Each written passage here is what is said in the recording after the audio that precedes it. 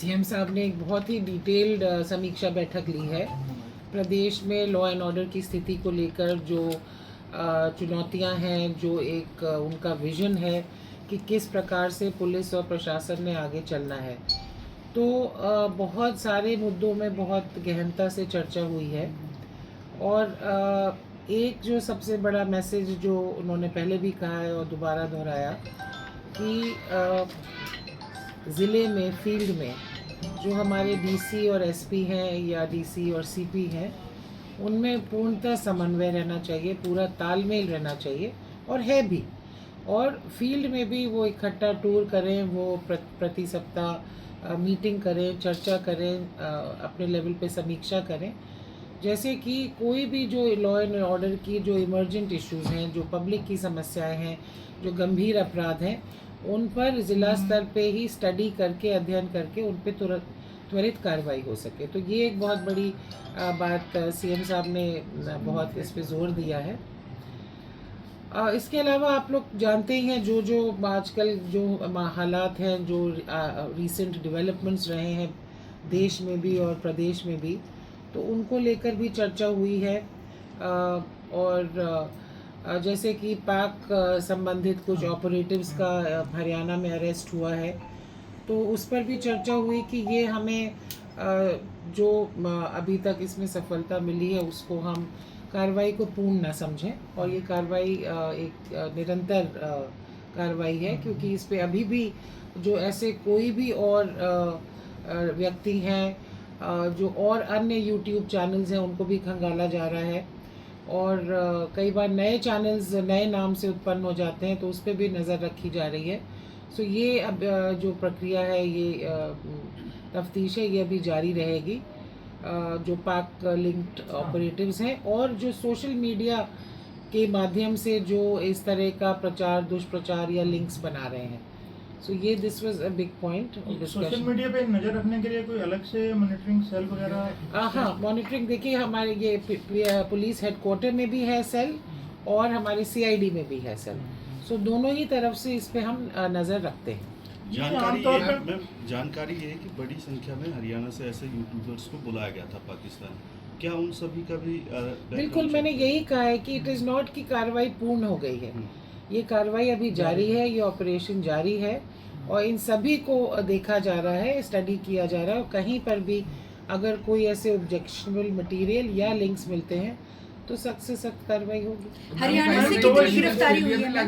Ma'am, एक issue ये आता है कि जिस तरह से पहले भी था, कश्मीर एरिया है, स्लीपर सेल्स रहते हैं, वो काफ़ी समय से इनएक्टिव, जैसे हम पुलिस उस पर काम नहीं कर रही, उसके लिए कोई आदेश मीटिंग में हुए कि? एब्सोल्युटली, मैंने वही हिंट किया है कि ये हम इसको पूर्णता में देख रहे हैं, टोटालिटी में देख रहे हैं कि जो कार्रवाई है, चाहे वो स्लीपर सेल्स हैं, चाहे पैक रिलेटेड एक्टिविटी है, चाहे दूसरे इलीगल इमिग्रेंट्स हैं, वो भी आपने खबरें देखी होंगी। तो ये हम एक टोटालिटी में देख रहे हैं कि जब देश में हाइटेंड सिक्योरिटी का एक माहौल है, एक बढ़ी हुई सुरक्षा है, और सुरक्षा में जो कोई भी हमारी अभी तक कमियां भी रही हैं, उनको भी हम अब दूर करने का प्रयास कर रहे हैं। मैम, कमियों की आपने बात की, 2023 में ये ज्योति मल्होत्रा पाकिस्तान गई थी और तब से इन टच थी, तो क्या इसको इंटेलिजेंस फेलियर या एक ड्रॉबैक भी देखा गया? नहीं, बिल्कुल नहीं। देखिए, भारत एक बहुत ही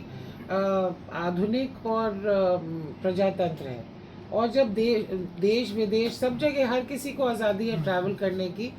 वो एक लीगल वीज़ा डॉक्यूमेंट पे ही ट्रैवल करिए, ऑन अ लीगल पासपोर्ट, तब कोई ऐसी वजह नहीं थी कि कोई समझा जाए। पर कई चीज़ों का पैटर्न समय के साथ निकल के आता है। कोई एक बार ही एक देश जाए तो कोई बात नहीं।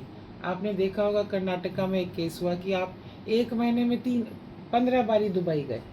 सो it is when a pattern emerges, then वो बात संदेहजनक होती है, तब पुलिस उस पर नज़र डालती है और तब उसके आगे इन्वेस्टिगेशन होता है। दूसरा मैम, ये इसको फ्रीडम ऑफ स्पीच के साथ भी जोड़कर देखा जा रहा है, चाहे ज्योति मल्होत्रा या अशोका यूनिवर्सिटी का जो प्रोफेसर का केस है, जो सोशल मीडिया पोस्ट किया गया, उसमें ये माना जा रहा है कि इतना आपत्तिजनक नहीं था जिस तरीके की कार्रवाई 2 FIR देखिए, जो फ्रीडम ऑफ स्पीच पे अशोका यूनिवर्सिटी वाला केस है, उस पर मैं कोई टिप्पणी नहीं करना चाहूँगी, क्योंकि वो मामला अब सब जुडिस है। तो उसमें जो भी जुडिशियल प्रोनाउंसमेंट होगी हम उसका सम्मान इस्तेमाल करते हैं उनके लिए बेसिकली आपकी तरफ से क्या होना चाहिए? क्या ऐसे आपत्तिजनक वीडियो ना देखें, और अगर लगता है तो इस चीज़ की तुरंत पुलिस को रिपोर्ट, क्योंकि देखने वाले भी बहुत लोग हैं। कह रहे हैं आप। और बल्कि ये भी चर्चा हुई कि हम अपने जो कलाकार हैं उनके साथ भी एक मीटिंग करें, उनको भी हम सलाह दें कि आप पॉजिटिव चीज़ें बनाओ। दुनिया देश में वैसी माहौल में नेगेटिविटी इतनी है, तो आप युवा, और ख़ास तौर से सोशल मीडिया से युवा वर्ग जुड़ा है, तो आप पॉजिटिव चीज़ें बात करो, आप पॉजिटिविटी की बात करो, आप नशा मुक्ति की बात करो, आप बेटी बचाओ बेटी पढ़ाओ की बात करो, एक अच्छे समाज की बात करो, ना कि गन कल्चर, ड्रग कल्चर, इनको ग्लैमराइज करो। मैम, एक ये different- हम जो ये एंटी हीरोज वाला कल्चर को ग्लैमराइज कर रहे हैं, तो आजकल लगता है जैसे कि हीरो से बेटर तो एंटी हीरो, तो वो एक सोच ही मैम, चेंज इसको करनी है। डिफरेंशिएट कैसे किया जाएगा फ्रीडम ऑफ एक्सप्रेशन या फ्रीडम ऑफ स्पीच के नहीं, साथ? देखिए, और आप मेरे से जो चर्चा में डिस्कस मैम, हुआ, एक मैं ये आपको बताएं, बता मैम, दूं। ये- मैम, एक ये जो- बांग्लादेशी घुसपैठियों को लेकर के एक अभियान चल रहा है। नू में भी बड़ी संख्या में लोगों को पहचाने गए हैं। कल की घटना है, भिवानी में इस तरह के केसेस आ रहे हैं, रेवाड़ी में, झज्जर में, सोनीपत में, कई जगह पुलिस ने ये कार्रवाई की है। उसका क्या रूपरेखा है? क्या मैंने ऑलरेडी जिक्र किया कि हम हर एक पहलू पे कार्रवाई चल रही है, और उनमें से एक ये भी पहलू है जो इलीगल इमिग्रेंट्स हैं बांग्लादेश से या अगर अन्य कहीं से हैं, और ये समस्या भी एक तरह से पूरे देश में है। तो सभी प्रदेशों में अपने अपने स्तर पे इन पे कार्रवाई चल रही है। कागज़ देखे जा रहे हैं, वेरीफाई किए जा रहे हैं, क्योंकि कई बार उनके पास फर्जी कागजात भी सारे पूरे होते हैं। सो it is an ongoing operation. Ma'am, इसके बाद अगला प्रोसेस क्या होता है? जैसे बांग्लादेशी पकड़े गए हैं, उनको कैसे आगे हम डिपोर्ट करेंगे? आगे क्या आगे वो process एज पर डिफाइंड लॉ है, उस प्रोसेस से ही टेकअप होएगा। ये जो पाक एक्टिविटीज का रिलेटेड मैटर है, कुछ और लोग भी अभी रडार पर हैं जिनकी जांच हो मैं रही कहा है। वो it is an ongoing exercise. अच्छा, एक ये बताएं कि 45 लोग जो हैं हर रोज लापता हो रहे हैं। पीछे हरियाणा जो ह्यूमन राइट कमीशन है उसने भी बात की है, और अभी और लीडर्स भी बात कर रहे हैं, तो इस विषय पे भी हुई इस है विषय बात? पे भी चर्चा हुई, और इनफैक्ट जो डेटा है अभी हमारे पिछले 4-5 महीने का, अभी 20 मई ही है, तो लगभग 4300 लोग मिसिंग गए हरियाणा से इस वर्ष में, और उसमें से 3400 वापस आ गए, अच्छा। मिल चुके हैं या खुद वापस आ गए।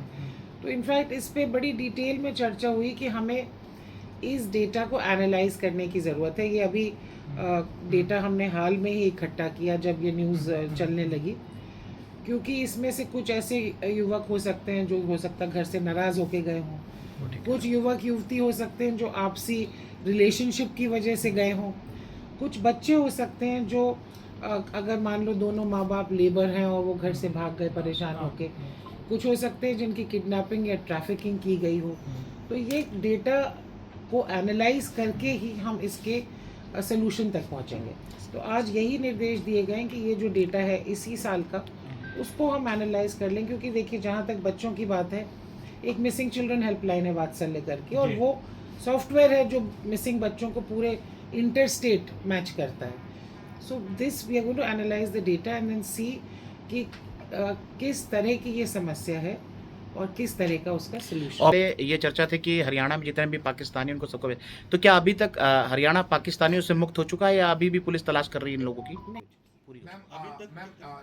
I have just a question. You have already made it very clear that there was no intelligence failure, but we have seen multiple people have been arrested from the multiple locations also. Now, what precaution we are going to take in future also? Because as of now, you have already clarified there is no intelligence failure. So, what precaution are you going to take now? देखिए, मैं ये कहूँगी कि जो precautions अब लिए जा रहे हैं ये अभूतपूर्व है, क्योंकि एक पूरा ही नज़रिया परिवर्तित हो चुका है, और ये precautions government of India level से शुरू होते हैं, क्योंकि बहुत सारी जो इंटेलिजेंस स्कैनिंग है, इंटर कंट्री ट्रैवल की और मिशंस में क्या इंटरैक्शन हुआ, वो केंद्र सरकार स्वयं अपनी एजेंसीज द्वारा नज़र रखती है। तो मेरे हिसाब से वो पूरा ही एक तरह से शिफ्ट है, एक शिफ्ट है जो हमारा अप्रोच रहा है, और उस अप्रोच के चलते अब कहीं ज़्यादा सतर्कता है, कहीं ज़्यादा विजिलेंस है, और वो हम अभी कायम रहेगी। तो आप लोग नजर रखोगे अब जो भी कोई ऐसी वो एक्टिविटी अभी- होगी, वो- क्योंकि वो अभी अभी चलेगी। बहुत नुकसान हो गया because number of information have already been leaked, तो अब आगे तो we are going to take. देखिए वो भी स्टडी किया जा रहा है कि किस लेवल के व्यक्ति के पास किस किस्म की इंफॉर्मेशन थी। तो उस पर भी मैं नहीं समझती हूँ कि हम कोई अभी कंक्लूजन या निष्कर्ष निकाल सकते हैं कि कोई बहुत भारी सीक्रेट लीक हो गई, बिकॉज हर एक का अपना एक एक्सेस होता है कि किसको कितनी इंफॉर्मेशन हो ये सकती इस है, सारे वो भी के- एनालाइज किया जा रहा है। ये ऑपरेशन सहूर के दौरान ये पाक का जो कनेक्शन है, इसमें हरियाणा का ज़्यादा इन्वॉल्वमेंट है, ये मतलब चिंतनीय विषय है हमारे लिए। मैं ये कहूँगी कि पूरा देखिए ये सिचुएशन अभी अनफोल्ड कर रही है। हाँ, ये ज़रूर है कि पूरा उत्तरी भारत के इन्वॉल्वमेंट के चांसेस ज़्यादा है दक्षिण के मुकाबले, क्योंकि एक ज़्यादा नेचुरल इंटरफेस होता है, कल्चरल इंटरफेस भी है, जानने की जिज्ञासा भी होती है कि वहाँ पे क्या क्या कल्चर है, लाइफस्टाइल है। बट ये एक अनफोल्डिंग सिचुएशन है। मैं अभी इसमें हरियाणा पे नहीं टिप्पणी करूँगी, क्योंकि अभी बहुत सारी चीज़ें सामने आएंगी।